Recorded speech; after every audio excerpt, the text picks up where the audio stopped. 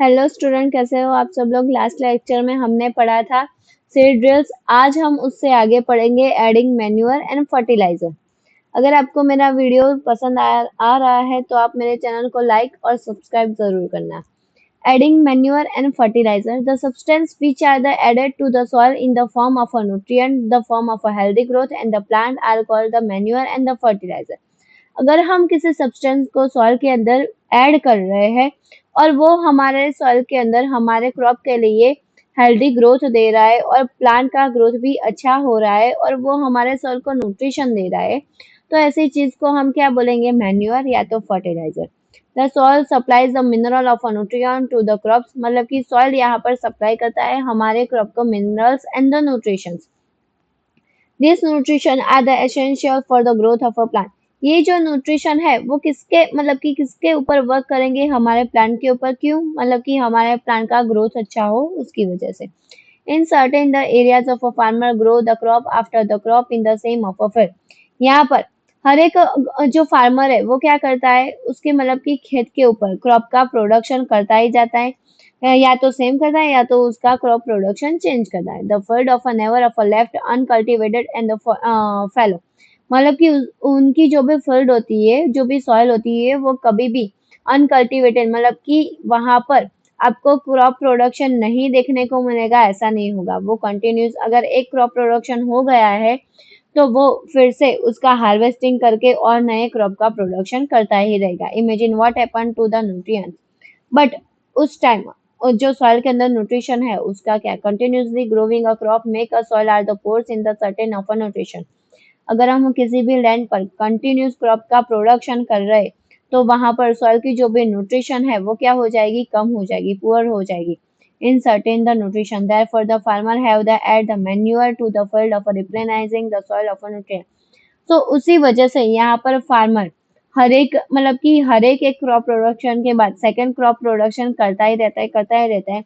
तो फार्मर को यहाँ पर बीच बीच में क्या ऐड करना पड़ता है, उसे मैन्योर और फर्टिलाइजर को ऐड करना पड़ता है ताकि उसका प्लांट का जो भी ग्रोथ है वो अच्छा हो। The process is called the manuring. इसी प्रोसेस को हम क्या बोलेंगे, मैन्योरिंग बोलेंगे। The improper and the insufficient manuring result is a weak of a plant. अगर हमने यहाँ पर इम्प्रॉपर मैन्योर किया है और इनसफिशिएंट मतलब कि कम से कम मैन्योर को ऐड करा है हमारे प्लांट में, तो ऐसा भी हो सकता है कि प्लांट का जो भी मतलब कि रिजल्ट है वो कम नजर आए। Manure is an organic substance obtained from the decomposition of a plant in the animal। अगर हम मैन्योर की बात करें तो वो एक ऑर्गेनिक सब्सटेंस है। यहाँ पर ऑर्गेनिक सब्सटेंस कैसे बनता है, सारे डिकम्पोजिशन मतलब कि डिकम्पोजर से डिकम्पोजर क्या करेंगे, यहाँ पर हमारे प्लांट और एनिमल वेस्ट को डिकम्पोज करेंगे और यहाँ पर उसी सॉइल को हम डालेंगे हमारे प्लांट के अंदर। The farmer are the dump the plant and the animal waste in the pit in the open place and allow it the decompose. यहाँ पर फार्मर क्या करते हैं, उसके घर के आसपास या तो खेत के आसपास किसी भी अगर खुली जगह है तो वहां पर ये जो एनिमल का डम है, प्लांट का वेस्ट मटेरियल है, प्लांट के एक्स्ट्रा लीव्स है, ड्राई लीव्स है या तो और कोई वेजिटेबल वेस्ट है, वो सारी चीज को इकट्ठा करता है, फिर उसका एक लेयर बनाता है, फिर उसके ऊपर सॉइल का लेयर बनाता है और उसे कई महीनों तक वैसा का वैसा ही रहने देता है। फिर उसे अगर वो वैसा का वैसा ही रहने देगा तो थोड़े दिनों बाद ये सारी जो भी वेस्ट मटेरियल है, ऑर्गेनिक सब्सटेंस, वो वहां पर नजर नहीं आते। क्यों ऐसा होता है? तो वहां पर सॉइल के अंदर, क्योंकि हमने उसके अंदर सॉइल भी ऐड करा है, तो डिकम्पोजिशन की वजह से यहाँ पर सॉइल के अंदर माइक्रो ऑर्गेनिज्म भी प्रेजेंट होगी। तो ये माइक्रो ऑर्गेनिज्म क्या करेंगे, उन सारी चीजों को डिकम्पोज कर देंगे। The decomposition of a cause by the some of a microorganism. ये डिकम्पोजिशन कैसे होता है, कुछ माइक्रो ऑर्गेनिज्म की वजह से। The decomposed of a matter use organic manual. ये जो डिकम्पोज्ड है उसको हम वो सिर्फ किस चीज को डिकम्पोज कर पाता है, सिर्फ ऑर्गेनिक मैन्यूअल को।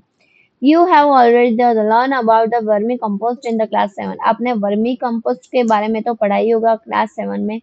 यहाँ पर एक एक्टिविटी दी है 1.2। क्या करना है, यहाँ पर एक्टिविटी में आपको मूंग या तो ग्राम सीड्स लेना है और 3 ग्लास लेने हैं जैसे कि इस पिक्चर में दिखा है, और तीनों ग्लास को लेबल कर दो A, B और C। ग्लास ए में आपको सॉइल के साथ-साथ काऊ डंग भी ऐड करना है, मतलब कि गाय का गोबर गोबर भी ऐड करना है।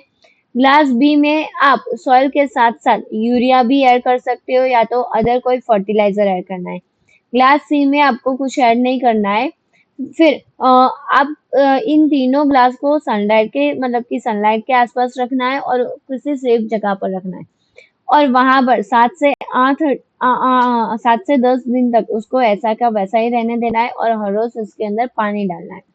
अगर आप उसके 1 वीक के बाद इसका ग्रोथ देखोगे तो आपको सबसे ज़्यादा ग्रोथ यहाँ पर ग्लास बी में नज़र आएगा। क्यों ऐसा? क्योंकि हमने यहाँ पर फर्टिलाइज़र डाला था।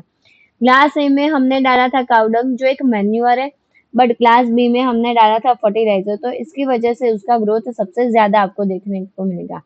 Did all the plant in all the glasses of a grow at the same of a piece? मतलब कि यहाँ पर हर एक ग्लास के अंदर जो भी ग्रोथ है वो आपको एग्जैक्टली सेम नजर आ रहा है? नहीं। Which glass show the better growth in the plant? मतलब कि कौन सा ग्लास में आपको बेटर ग्रोथ दिख रहा है? तो यहाँ पर ग्लास बी आएगा। In which the glass was a growth of a faster? तो यहाँ पर भी ग्लास बी आएगा कि कौन से ग्लास में ग्रोथ हो रहा है fast. Fertiliser are the chemical substance. यहाँ पर फर्टिलाइजर जो है वो कैसे बनता है? केमिकल सब्सटेंस से बनता है which are the rich of a particular nutrition. अगर आप इसे किसी भी सॉइल के अंदर डालते हो तो वो कैसा बन जाती है? सॉइल न्यूट्रिशन रिच बन जाती है। How are this are the different from the manure? वो मैन्योर से कैसे डिफरेंट है? तो fertiliser are produce in the factories. सबसे पहले तो जो फर्टिलाइजर होता है वो फैक्ट्री में बनता है, मैन्योर फैक्ट्री में नहीं बनता। मैन्योर हम हमारे घर के आसपास भी बना सकते हैं, हमारे खेत में भी बना सकते हैं। Some example of a fertiliser, जैसे कि यहाँ पर कुछ एग्जांपल दिए फर्टिलाइजर का। एमोनिया है, अमोनियम सल्फेट है, सुपर फॉस्फेट है, पोटाश है, एनपीके। एनपीके का मतलब क्या है? Nitrogen, potassium, phosphorus and potassium. The use of a fertilizer has helped the farmer of a get better yield in the crops such as the wheat, paddy and the माइस। यहाँ पर farmer ये fertiliser को क्यों add करता है crop production में? ताकि उसका जो भी मतलब कि क्रॉप का प्रोडक्शन हो वो अच्छी तरीके से हो जाए इसकी वजह से, और उसको ग्रोथ भी अच्छा मिले। But the excessive use of a fertiliser has made a soil of a less of a fertility. But अगर आप फर्टिलाइजर का ज्यादा से ज्यादा यूज कर रहे हो तो उसका मतलब क्या है? आपकी सॉइल की जो भी फर्टिलिटी है वो कुछ टाइम के बाद तो अच्छी रहेगी, बट जैसे ही आप क्रॉप प्रोडक्शन में 3 से 4 प्रोडक्शन करवा रहे हो, मतलब कि अगर आपने एक क्रॉप प्रोडक्शन कर लिया, फिर आपने हार्वेस्ट कर लिया, फिर से आपने सेकंड क्रॉप प्रोडक्शन किया, उसका भी हार्वेस्ट कर लिया, ऐसे ही आप 3 से 4 बार मतलब कि साल में 2-3 बार अगर क्रॉप प्रोडक्शन कर रहे हो और उसका हार्वेस्टिंग कर रहे हो, फिर बाद में सॉइल की फर्टिलिटी क्या हो जाती है? चली जाती है। उससे क्या होगा कि फिर आप जो भी मतलब कि क्रॉप प्रोडक्शन करना चाहते हैं वो नहीं हो पाएगा, और वहाँ पर आपको सॉइल के ऊपर ड्राइनेस नज़र आएगी, और सॉइल की जो भी वाटर होल्डिंग कैपेसिटी है वो भी क्या होगी? आपको कम से कम नज़र आएगी। Soil fertiliser have also become a source of a water pollution, मतलब कि वो सॉइल फर्टिलाइजर अपने ज़्यादा यूज़ किया है तो वो क्या करेगा? वाटर पॉल्यूशन भी करेगा। क्योंकि अगर सॉइल वाटर होल्डिंग कैपेसिटी नहीं कर पाएंगी तो वो पानी वहां पर सॉइल के अंदर एब्जॉर्ब नहीं होगा। अगर एब्जॉर्ब नहीं होगा तो वो पानी कहाँ पर चला जाएगा? आगे चला जाएगा, और वो हमारी सॉइल को भी क्या करेगा? बिगाड़ेगा। Therefore the order of a maintain the fertility of the soil. तो अगर हमें यहाँ पर सॉइल की फर्टिलिटी को मेंटेन करना है तो we have the substitute the fertiliser by the organic. तो हमें यहाँ पर फर्टिलाइजर की जगह पर ऑर्गेनिक मैन्योर को यूज करना चाहिए। Leave the field of uncultivated between the two crops, और दो क्रॉप्स के प्रोडक्शन के बीच में थोड़ी सी हमें यहाँ पर गैप रखनी चाहिए, या तो कोई ऐसे प्लांट का ग्रोथ करना चाहिए ताकि हमारी जो सॉइल है उस प्लांट के ग्रोथ के बाद, उस क्रॉप के ग्रोथ के बाद उसमें फर्टिलाइजर मतलब कि न्यूट्रिशन बढ़ जाए। ऐसे भी कुछ प्लांट है जैसे कि ग्रीन मैन्योर प्लांट, ऐसे ही बोलते हैं। पहले सारे मतलब कि उसमें क्रॉप प्रोडक्शन करता है फार्मर्स, फिर उसको हार्वेस्टिंग कर देता है, और जो भी हार्वेस्ट करा है ना उसको वहां पर खेत में ही रहने देता है। फिर क्या होगा कि जो सॉइल है ना उसको क्या करेगा? टर्निंग एंड लूजिंग करेगा, तो उसकी वजह से ये जो ग्रीन मैन्योर है तो वो थोड़ा सा कहाँ पर चला जाएगा? सॉइल के अंदर।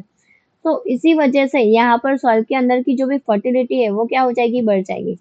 The use of a manure and the improve the soil of a texture as well as its the water of a retaining of a capacity.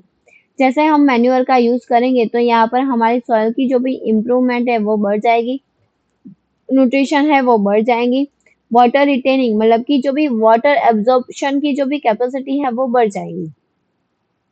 It is a replenishes the soil with the all of nutrition. हर एक मतलब कि crop को different different type के nutrition चाहिए, तो ये जो न्यूट्रिशन है मैन्योर है वो सभी तरीके से न्यूट्रिशन उसके अंदर प्रेजेंट होते हैं जो तो ये जो क्रॉप है वो क्या करेगा, उसको जो भी मतलब कि प्रोडक्शन जो भी मतलब कि न्यूट्रिशन चाहिए वो एब्जॉर्ब कर लेगा, क्योंकि मैन्यूअर में सभी तरीके से यहाँ पर न्यूट्रिशन प्रेजेंट होते हैं थोड़ी थोड़ी मात्रा में। बट फर्टिलाइजर में ऐसा नहीं होगा कि हमें जो भी चाहिए फर्टिलाइजर में हर एक क्रॉप को जो भी मतलब की चाहिए, अगर किसी क्रॉप को नाइट्रोजन चाहिए तो यहाँ पर हम फर्टिलाइजर में नाइट्रोजन ऐड कर सकते हैं तो वो क्रॉप को नाइट्रोजन मिल जाएगा।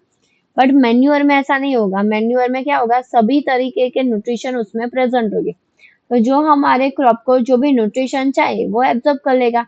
Another method of replenishing of a soil of a nutrient is through the crop of rotation. एक सेकंड मेथड है कि हम हमारी सॉइल की फर्टिलिटी कैसे बढ़ाए, तो क्रॉप रोटेशन से हमारी सॉइल की फर्टिलिटी हम बढ़ा सकते हैं। It can be done by the growing a different crop of alternative.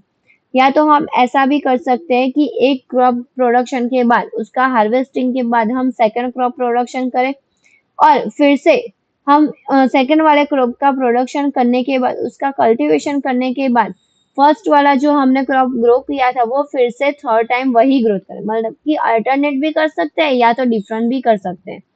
Earlier, the farmer of a northern Indian of a used to the growth of a leguminous as a fodder in the one season. Northern Indian के जो भी farmers है वो first time क्या grow करते हैं, leguminous मतलब कि ग्रो करते हैं, फिर सेकेंड टाइम वीट का मतलब कि प्रोडक्शन करते हैं, तो उससे क्या होगा, जो भी लेग्यूमिनस के रूट्स जो है बराबर, रूट्स के अंदर जो भी मतलब कि न्यूट्रिशन है वो वीट के प्लांट उसको एब्जॉर्ब कर सकते हैं, और वीट के प्लांट के जो भी न्यूट्रिशन है, रूट के जो भी न्यूट्रिशन है जो उन्होंने रिलीज कर दिए है रूट के थ्रू, तो वो कौन एब्जॉर्ब करेगा, लेग्यूमिनस एब्जॉर्ब करेगा। This is the helpful in the replenishment of a soil of a with the nitrogen. So यहाँ पर वीट को नाइट्रोजन चाहिए, तो हमें पता है कि लेग्यूमिनस जो भी प्लांट है वो उसके रूट के अंदर क्या प्रेजेंट होता है, राइजोबियम बैक्टीरिया, और राइजोबियम बैक्टीरिया क्या करता है, नाइट्रोजन को फिक्स करवाता है। तो वहां पर सॉइल के अंदर नाइट्रोजन सबसे ज्यादा मात्रा में होगा अगर हमने लेग्यूमिनस प्लांट का ग्रोथ किया है। तो ये जो नाइट्रोजन है वो कौन एब्जॉर्ब कर लेगा, वीट एब्जॉर्ब कर लेगा। सो यहाँ पर वीट को भी हेल्प मिल जाएगी और लेग्यूमिनस प्लांट को भी हेल्प मिल जाएगी न्यूट्रिशन को एब्जॉर्ब करने में। The farmer are the being of encouraged the adopt of this practice. Farmer को सब पहले कुछ मतलब कि साल तक ऐसा लगेगा कि अब मैं मैन्योर ऐड कर रहा हूँ तो मुझे अच्छा रिजल्ट नहीं मिलेगा, नहीं मिल रहा, क्रॉप का प्रोडक्शन अच्छा नहीं हो रहा, बट जैसे जैसे वो इस चीज की प्रैक्टिस करता जाएगा उसको यहाँ पर क्रॉप का प्रोडक्शन की जो भी क्वांटिटी है वो क्या होगी, बढ़ती ही जाएगी। In this previous class we have learn about the rhizobium bacteria.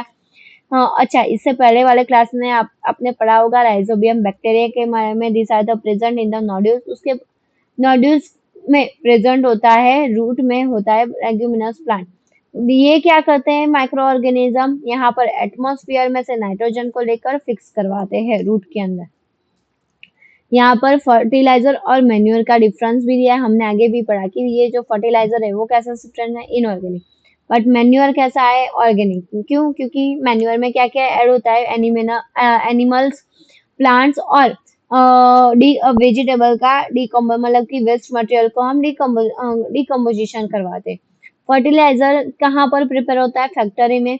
Manure को हम कहीं भी प्रिपेयर करवा सकते हैं। फर्टिलाइजर फर्टिलाइजर अगर हम सबसे ज्यादा यूज करते हैं तो सॉइल के अंदर वहां पर ह्यूमस प्रेजेंट नहीं आता, नहीं हो पाएगा। बट अगर हम मैन्योर ऐड करते हैं बराबर क्रॉप के अंदर तो वहां पर ह्यूमस आपको सबसे ज्यादा देखने को मिलेगा ऐसी सॉइल के अंदर। ह्यूमस का मतलब क्या होगा, यहाँ humidity. Fertilizer are the very rich in the plant of a nutrient like a nitrogen, phosphorus and some potassium. अगर किसी प्लांट को सबसे ज्यादा नाइट्रोजन, फास्फोरस एंड पोटेशियम चाहिए तो यहाँ पर हम फर्टिलाइजर को यूज कर सकते हैं। बट अगर यहाँ पर ऐसा कोई मतलब कि फिक्स नहीं है तो हम मैन्योर का भी ऐड कर सकते हैं, क्योंकि यहाँ पर मैन्योर में हर एक टाइप के न्यूट्रिशन प्रेजेंट ही होते हैं, बट ज्यादा मात्रा में नहीं, थोड़े कम मात्रा में। Advantage of a manure, the organic manure is a consider of a better than the fertiliser. हमारा जो भी ऑर्गेनिक मैन्योर है वो फर्टिलाइजर से तो बेटर ही है। It enhance the water holding capacity of the soil, वो हमारी वाटर होल्डिंग कैपेसिटी बढ़ाता है सॉइल के अंदर। Make the soil porous due to the exchange of gases, वो हमारे सॉइल को क्या बनाता है, सॉफ्ट बनाता है। तो उसकी वजह से यहाँ पर गैस है, जो सॉइल के अंदर जो भी गैस है वो यहाँ पर इजीली तरीके से एक्सचेंज हो पाएगा।